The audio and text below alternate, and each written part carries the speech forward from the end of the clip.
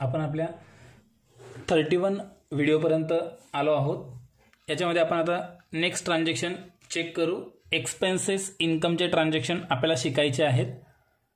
तर नियम लक्षात घ्या. यासाठी कोणता आहे, मी इथे पेज ठेवलं आहे बघा तुमच्यासाठी. नॉमिनल अकाउंटचा नियम लक्षात घ्या. खर्च व फायद्यासंबंधी आहे. Debit all expenses and losses, credit all income and gain. सर्व एक्सपेन्सेसला डेबिट करा, सर्व इन्कमला क्रेडिट करा. रिअल अकाउंटचा नियम काय, debit what comes in, credit what goes out. जे येत असेल त्याला डेबिट करा, जात असेल त्याला क्रेडिट करा.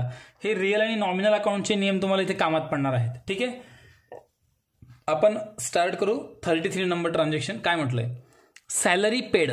सॅलरी म्हणजे पगार, पेड म्हणजे दिला. आपण पगार दिला. आता पगार दिला याचा अर्थ काय होतोय, एकतर तो रोख दिलेला असेल किंवा चेक दिलेला असेल किंवा वस्तू स्वरूपात दिलेला असेल. आता चेक आणि कॅश लोकांना समजतं, मित्रांना समजून जातं, विद्यार्थ्यांना समजून जातं. पण वस्तू स्वरूपात म्हणजे नेमकं काय, तर समजून घ्या. आपण आपलं किराणा दुकान चालवत आहोत आणि आपल्या दुकानामध्ये आपण एका मुलाला कामासाठी ठेवलेलं आहे 5,000 रुपये पगारावर. लक्षात घ्या, आता 5,000 पगार आपण त्याला नेहमी देतो.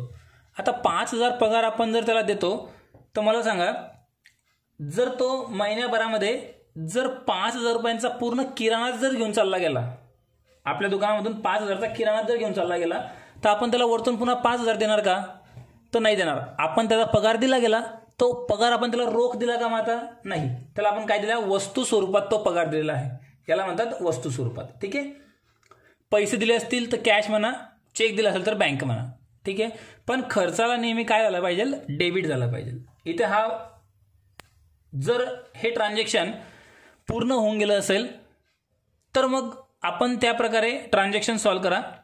जर ते ट्रान्झॅक्शन अपूर्ण असेल तर मग त्या प्रकारे तुमचं ट्रान्झॅक्शन यायला पाहिजे. तर बघू आपण काय म्हटलंय. Salary paid ₹10,000 to clerk Santosh. जो क्लर्क आहे संतोष, त्याला आपण पगार दिला 10,000 रुपये. आता मला सांगायचं एकच आहे की इथे जो संतोष आहे किंवा क्लर्क म्हटलेला आहे त्याचा इथे काहीच संबंध येत नाही एंट्री लिहिताना डेबिट किंवा क्रेडिटमध्ये. का बरं येणार नाही, कारण सॅलरी पेड केली म्हणजे सॅलरी आपला खर्च आहे, त्याला पगार आपण दिला म्हणजे पैसे देऊन टाकले, त्याचा आपला संबंध इथे संपून जातो या महिन्यापुरता.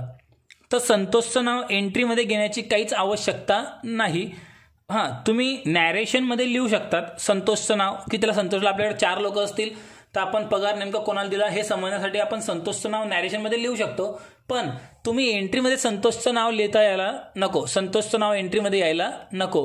कारण संतोष हा काही आपला खर्च नाही आहे किंवा तो रिसिव्हर जर आहे तर आपण त्याला काही उसळमार पैसे देत नाही आहेत, म्हणून संतोषचं नाव यायला नको. म्हणून बघा 2 अकाउंट कोणते कोणते सापडतील. सगळ्यात सोपं ट्रान्झॅक्शन आहे. पहिलं अकाउंट आहे सॅलरी, आपण त्याला रोख दिलेले आहेत पगार म्हणून कॅश अकाउंट. जर त्याला बँकने मार्फत दिला, चेक दिला असेल तर बँक लिहा, वस्तू स्वरूपात दिला असेल तर वस्तू स्वरूपात काय दिलं ते लिहा. सॅलरी, आता सॅलरी हा खर्च आहे. नॉमिनल अकाउंटचा नियम आपण त्याला लावतो. कॅशसाठी आपण लावतो रिअल अकाउंट. इथपर्यंत क्लिअर झालं असेल. नेक्स्टमध्ये काय येणार बघा, आपण रूल्स लावणार. सॅलरी नॉमिनलचा नियम लागेल. मी तुम्हाला अगोदरच बोललो की आजचे जे ट्रान्झॅक्शन आहेत त्यात रिअल आणि नॉमिनलचा उपयोग जास्त होणार आहे. नॉमिनल अकाउंटमध्ये काय आहे, debit all expenses, credit all income. Expenses जर असेल तर डेबिट कर, इन्कम असेल तर क्रेडिट कर. सॅलरी करता नॉमिनल लावलाय. आता मला सांगा, सॅलरी करता जर आपण नॉमिनल लावलेलं आहे तर सॅलरी इथे आपलं इन्कम आहे की एक्सपेन्सेस आहे, तर आपलं इथे तो नक्कीच एक्सपेन्सेस म्हटला गेला पाहिजे, कारण आपल्याला पगार मिळालेला नाही आहे, आपण तो दिलेला आहे. जर मिळाला असेल तर आपला इन्कम होऊन जाईल, पण दिलाय म्हणून आपला काय एक्सपेन्सेस आहे, खर्च आहे. आणि खर्चाला आपण नेहमी काय करत असतो, डेबिट. इथे आपण त्याला केलं डेबिट. कॅश अकाउंटला आपण रिअल अकाउंटचा नियम लावला. कॅश अकाउंटला आपण रिअल अकाउंटचा नियम लावला. रिअल अकाउंटमध्ये मला सांगा, कॅश एकतर कम्स इन असेल किंवा गोज आउट असेल.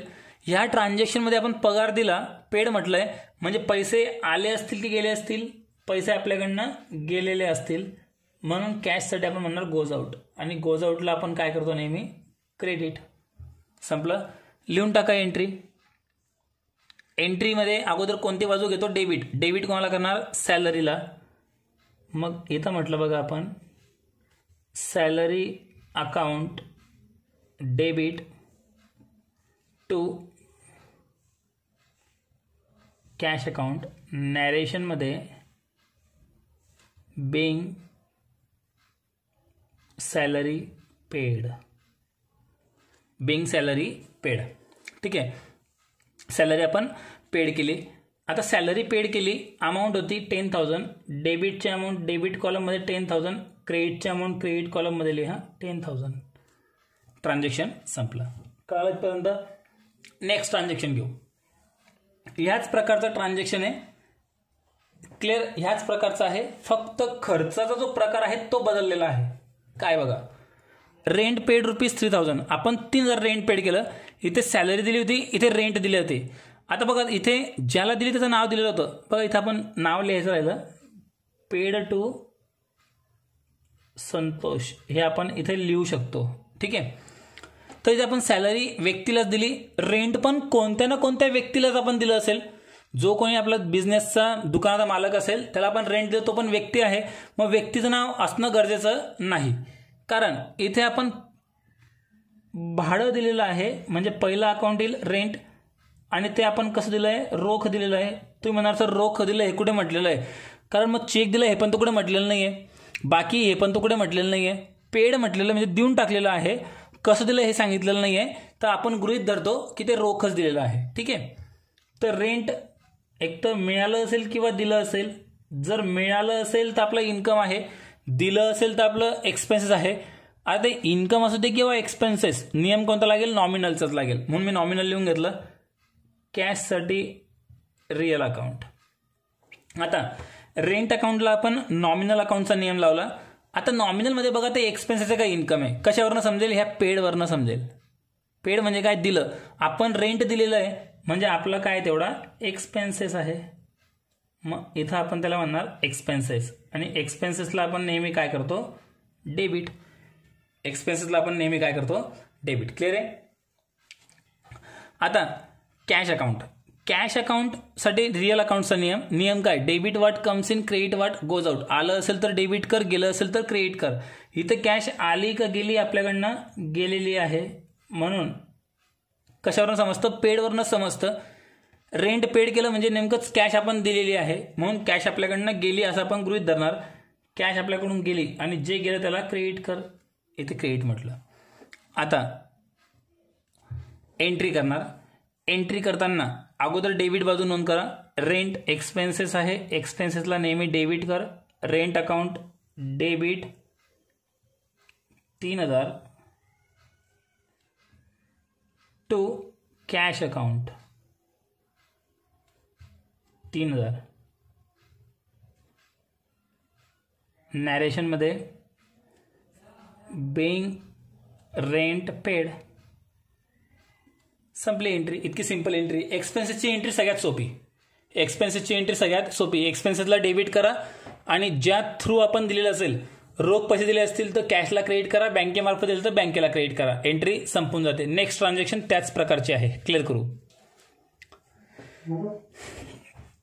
Telephone bill paid by cheque. आपण तर टेलिफोन बिल पेड केलेलं आहे, आणि कसं पेड केलेलं आहे, चेकने. पण एवढं लक्षात घ्या, टेलिफोन बिल हा तर आपला खर्च आहे. पहिलं अकाउंट आपल्याला सापडलं, टेलिफोन बिल अकाउंट, आणि चेक दिलेला आहे. इथे रोख दिला होता, इथे रोख दिलेला होता, पगार पण रोख दिला होता, रेंट पण आपण रोख दिलेलं होतं. पण टेलिफोन बिल आपण काही रोख पैसे देत नाही आहेत, तर आपण त्यांना काय देतोय, चेक देतोय. जर चेक देतोय तर कोणतं अकाउंट घेणार आहे, ते बँक अकाउंट. कारण आपण त्यांना चेक देतोय म्हणजे आपल्या बँकेच्या अकाउंटमधला बॅलन्स कमी झाला पाहिजे. ठीक आहे. आता इथे टेलिफोन बिल साठी नियम कोणता लावणार, पुन्हा नॉमिनल, आणि बँक करता पर्सनल. यानंतर मला सांगा, टेलिफोन बिल आपण पेड करतोय म्हणजे आपलं काय झालं, एक्सपेन्सेस. तर इथं नियम लागेल एक्सपेन्सेसचा, आणि त्याला काय करणार आपण, डेबिट. बँक, आपण जर टेलिफोन बिल पेड करतोय, आपण जर समोरच्या टेलिफोन ऑफिसला जर आपण चेक देतोय, त्यांना पैसे कोण देईल, आता बँक देईल. म्हणजे आपली बँक काय होऊन जाईल, गिव्हर. म्हणून गिव्हरला काय करायचं, क्रेडिट. एंट्री करू. पहिले डेबिट बाजूची नोंद करा. Telephone bill account debit to bank account, telephone bill account debit to bank account 2500 रुपये, 2500 रुपये. Bank telephone bill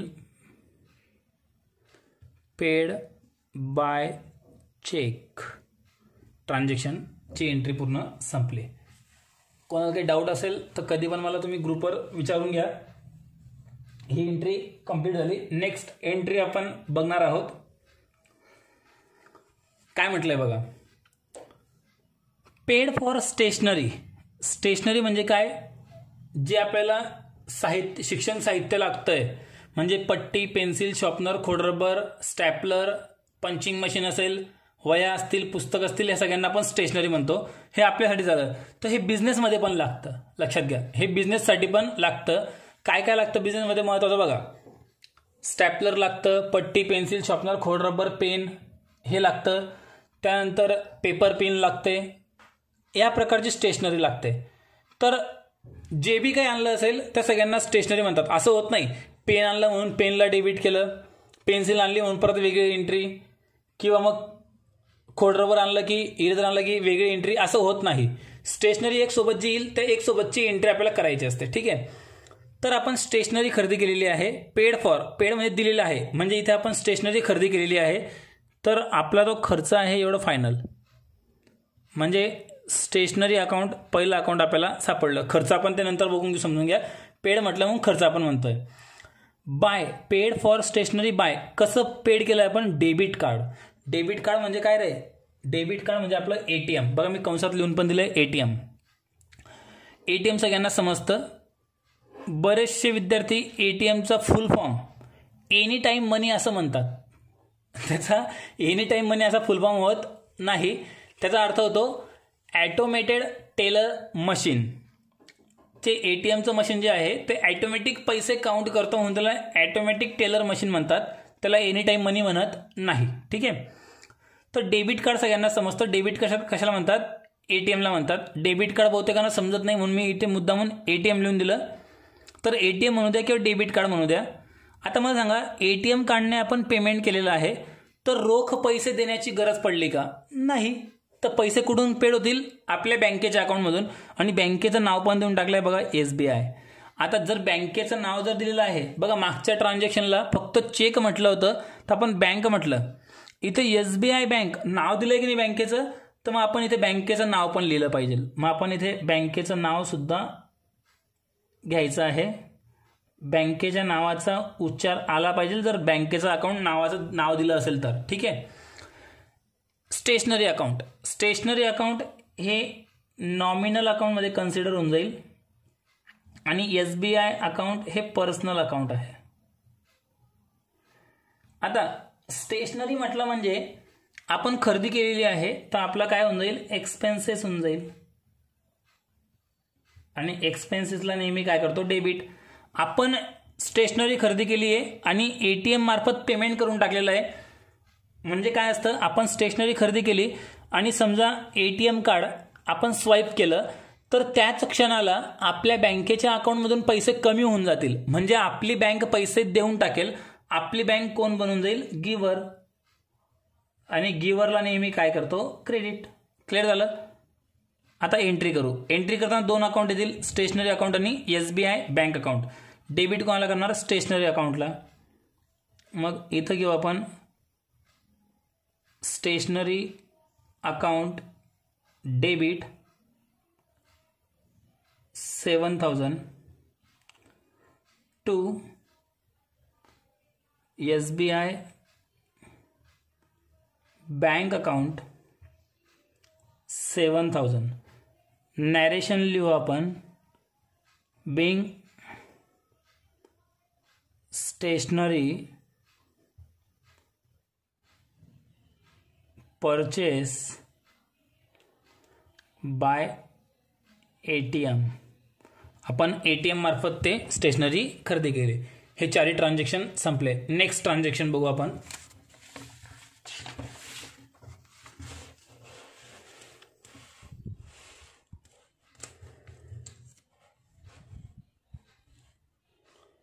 37 number transaction. मागचे जे 4 ट्रान्झॅक्शन होते ते आपण एक्सपेन्सेसचे बघितले. आता आपण काही इन्कमचे ट्रान्झॅक्शन बघणार आहोत. ठीक आहे, इन्कमचे ट्रान्झॅक्शन. Received rent. रिसिव्डचा अर्थ होतो मिळाले, रेंट म्हणजे भाडं. आता भाडं मिळालं आहे आपल्याला. भाडं मिळालं म्हणजे नेमकं काय मिळालं असेल? कॅश. पहिलं अकाउंट सापडलं कॅश. कशाबद्दल मिळाली कॅश? रेंटबद्दल मिळाली. दुसरं अकाउंट सापडून जाईल रेंट. दोघे अकाउंट सापडून गेले. नियम लावा, कॅशला कोणतं अकाउंट लागेल? रिअल. आणि रेंटला कोणतं लावलं पाहिजे? नॉमिनल. सोपं आहे म्हणून थोडंसं फास्ट घेऊन टाकलं. काही शंका असेल तर विचारा. ठीक आहे, ग्रुपवर मला मेसेज करा किंवा पर्सनल करा. कॅश अकाउंटला आपण रिअल अकाउंट म्हटलं. आता इथे रिअल अकाउंटमध्ये या. रिअल अकाउंटचा नियम काय आपला? Debit what comes in, credit what goes out. इथे कॅश करता आपण रिअल वापरतोय, मग कॅश कम्स इन का गोज आउट हे बघा, म्हणजे कॅश आली की गेली हे बघा. या ट्रान्झॅक्शनमध्ये रिसिव्ड रेंट, रेंट मिळतंय म्हणजे इनडायरेक्टली कॅश आपल्याकडे येत आहे, म्हणून कॅश काय होऊन जाईल आता? Comes in. इथे कॅश अकाउंट कुठेच म्हटलेलं नाही, पण आपण एंट्रीमध्ये कॅश घेतोय कारण रिसिव्ड म्हटलं म्हणजे हा शब्द कॅशचं काम करत आहे. Nominal account. रेंटमध्ये, रेंटसाठी नॉमिनल अकाउंटचा नियम. एक्सपेन्सेस आणि इन्कम म्हटलंय बघा. मग इथे रेंट एक्सपेन्सेसचं काय इन्कम आहे हे बघा, ते इथून समजतंय रिसिव्डवरून. रिसिव्ड रेंट, भाडं मिळालंय. भाडं मिळालंय म्हणजे आपलं काय ते इन्कम झालं. मग इथे आपण त्याला म्हणू इन्कम. आणि इन्कमला नेहमी काय करतो? क्रेडिट. संपली एंट्री. काय करणार एंट्री? डेबिट कोणाला करणार? कॅशला. आणि क्रेडिट कोणाला करणार? रेंटला. इथे म्हटलं आपण 37 cash account debit to rent account being rent received. Amount होती 5000. Entry complete. ठीक आहे, नेक्स्ट ट्रान्झॅक्शन. Received commission. जसं इथे रेंट मिळालं तसं कमिशन मिळालेलं आहे, म्हणजे इथे पण काय येईल आपल्याकडे? पुन्हा कॅश. मग पहिलं अकाउंट आलं कॅश अकाउंट, आणि रेंटच्या ठिकाणी काय येईल? कमिशन.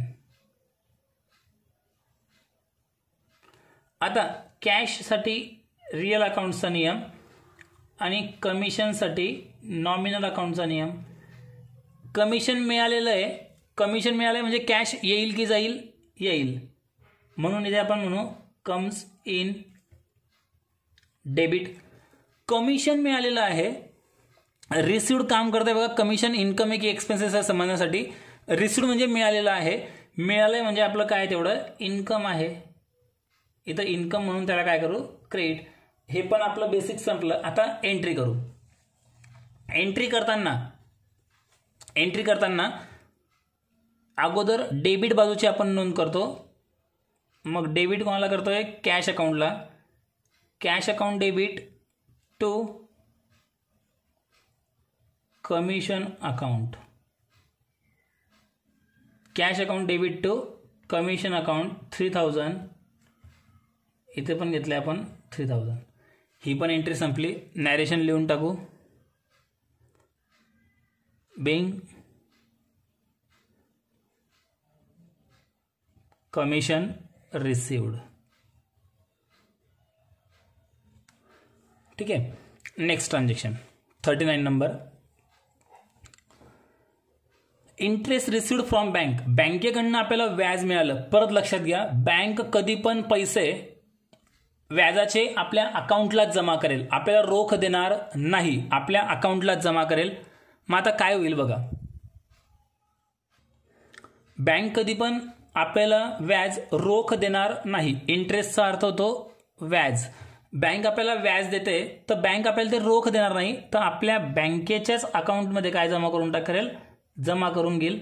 म्हणजे एक अकाउंट सापडलं बँक अकाउंट, म्हणजे आपलं बँकेचं अकाउंट काय होऊन जाईल? ते वाढून जाईल. कशामुळे वाढेल रे? तो इंटरेस्ट मिळाल्यामुळे. मग तुम्ही म्हणाल ते बँकेला क्रेडिट करा, पुन्हा बँक गिव्हर आहे म्हणून. ती बँकेशी आपल्याला काही घेणं नाही. आपलं अकाउंट बघा, आपल्या अकाउंटमध्ये पैसे येतात ते जात आहेत, आपल्या अकाउंटमध्ये पैसे जमा होत आहेत ते बघा. मग इथे म्हटलं आपण पर्सनल, आणि इंटरेस्टला आपण नियम लावू नॉमिनल अकाउंटचा. ठीक आहे. आता मला सांगा, बँक अकाउंटला पर्सनल अकाउंटचा नियम आपण लावतोय, बँक अकाउंटला पर्सनल अकाउंटचा नियम लावतोय. आपलं जे बँकेचं अकाउंट आहे तिथे पैसे जमा होतात की कमी होतात हे लक्षात घ्या. तुम्ही म्हणा फक्त पूर्ण बँकेचा विचार करू नका. बँकेमध्ये दिवसभरातून 1000 ट्रान्झॅक्शन होतील, त्याच्याशी आपल्याला काही घेणं नाही. आपलं जे अकाउंट आहे त्या अकाउंटला पैसे जमा होत आहेत की कमी होत आहेत हे तुम्ही फक्त बघा. तर बँक आपल्याला व्याज देते, म्हणजे आपल्या बँकेच्या अकाउंटमध्ये पैसे जमा करते बँक, म्हणजे आपलं अकाउंट जे आहे बँकेचं ते रिसिव्हर बनत आहे. तर नॉमिनल अकाउंटमध्ये इंटरेस्ट मिळणं हे आपलं काय झालेलं आहे, मग इन्कम. नॉमिनलचा नियम लागतो त्याला. इंटरेस्ट मिळाला म्हणजे व्याज मिळालं, आपलं काय झालं, इन्कम झालं. तर इथे बँकेमध्ये कन्फ्यूज होऊ नका की बँकच बँक अकाउंटला कसं जमा करेल. तर बँकेचं जे मेन अकाउंट आहे ते आपल्याला काही घेणं नाही. आपलं जे बँकेत अकाउंट आहे आपल्या नावाने, बिझनेसच्या नावाने, ते आपल्या बिझनेसच्या अकाउंटमध्ये बँक व्याज ट्रान्सफर करते. म्हणजे आपल्या अकाउंटला पैसे वाढले तर आपलं बँकेचं अकाउंट रिसिव्हर झालं. कशामुळे वाढवलं, इंटरेस्टमुळे. म्हणून इंटरेस्टला आपण क्रेडिट करणार इन्कम म्हणून. तर बघा आता एंट्री काय होऊन जाईल, bank account debit to interest account. बँकेचा बॅलन्स वाढला. बँकेचा बॅलन्स केव्हा वाढेल रे, जेव्हा आपण बँकेत पैसे जमा करणार तेव्हा, किंवा आपला एखादा कस्टमर, आपला एखादा ग्राहक आपल्या अकाउंटला पैसे जमा करेल तेव्हा बँकेचा बॅलन्स वाढेल. पण इथे पैसे कोणीच ट्रान्सफर कस्टमरने पण जमा नाही केले, आपण पण जमा नाही केले. बँकेने आपल्याला 100, 200, 1600 रुपये काही व्याज दिलेला आहे. तो व्याज आपल्या अकाउंटला जमा झाला म्हणून बँकेचा बॅलन्स वाढला. मग बँकेचा बॅलन्स वाढला म्हणजे बँक काय झाली आपली, डेबिट. आणि आपण जमा नाही केले, बँकेनेच पैसे दिले आपल्याला, तर आपला तेवढा इन्कम झाला म्हणून इंटरेस्टला क्रेडिट करतो. इन्कम म्हणून इंटरेस्ट क्रेडिट झालं. Narration, being interest received by bank. Clear आहे हे ट्रान्झॅक्शन. काही डाऊट असेल तर विचारा. अजून एक ट्रान्झॅक्शन घेऊ, मग आपण या व्हिडिओमध्ये थांबू. ठीक आहे. 40 नंबर ट्रान्झॅक्शन, डिव्हिडंड रिसिव्ड ₹8,000. आता डिव्हिडंड म्हणजे लाभांश. लाभांश मिळालेला आहे. आता हा जो लाभांश आहे ॲक्च्युअल जर बघायला गेलं तर हा पण रोख मिळत नाही. हा पण कुठे जमा होतो, बँकेतच जमा होतो. आपण इथे बँक अकाउंट घेतलं पाहिजे. कोणतं अकाउंट घेतलं पाहिजे आपण, बँक. आणि त्यानंतर दुसरा अकाउंट येऊन जाईल डिव्हिडंड. आता काय असतं बघा डिव्हिडंड, मी समजून सांगतो. डिव्हिडंड म्हणजे काय, आपण समजा एखाद्या कंपनीचे, टाटा कंपनीचे आपण शेअर्स घेतलेले आहेत. आता बघा बँक अकाउंटला आपण का बरं घेतलं, कॅश अकाउंट का बरं नाही घेतलं. आता आपण टाटा कंपनीचे 1 लाख रुपयांचे शेअर्स खरेदी केलेले आहेत आणि ते पैसे 1 लाख रुपये ही टाटा कंपनी वापरत आहे. ठीक आहे. तर टाटा कंपनी 1 लाख रुपये जर आपले वापरते तर टाटा कंपनी वर्षभरामध्ये आपल्याला त्यावर काहीतरी डिव्हिडंड देते, म्हणजे त्याला म्हणतात आपण लाभांश. आपले पैसे वापरल्याबद्दल ती कंपनी आपल्याला काय देते, डिव्हिडंड देते.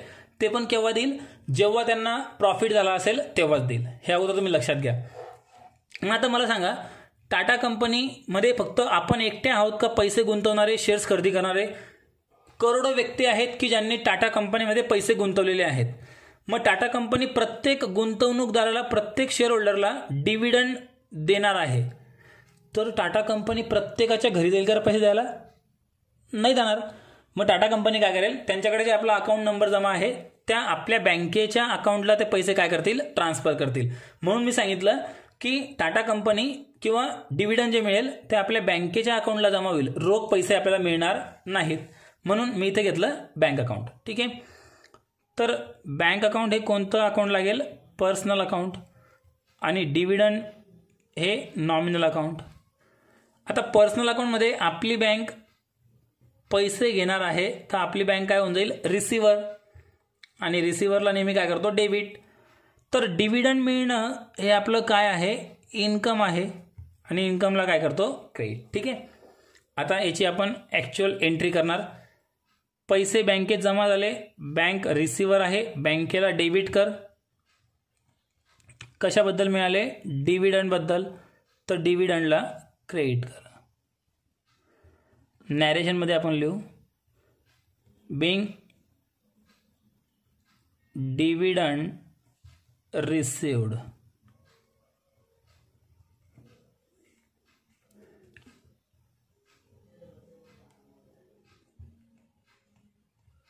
Dividend received. आणि इथपर्यंत आपण ट्रान्झॅक्शन आजच्या व्हिडिओमध्ये बघितले. काही शंका असेल आजच्या व्हिडिओमध्ये तर क्लिअर विचारा. शंका कुठे येऊ शकते, इथे बँक अकाउंट आपण का बरं घेतलं याच्यामध्ये ते मी क्लिअर करून दिलं तुम्हाला, की कंपनी आपल्याला पैसे द्यायला प्रत्येकाच्या घरी वैयक्तिक जाणार नाही, तर ते पैसे कंपनी आपल्या अकाउंटला जमा करेल. ठीक आहे. त्यानंतर अजून कुठे काही शंका असेल कोणाला तर तुम्ही विचारू शकतात. आणि इथं आपण ह्या व्हिडिओमध्ये थांबू, बाकी आपण पुढच्या व्हिडिओमध्ये क्लिअर करणार. ठीक आहे.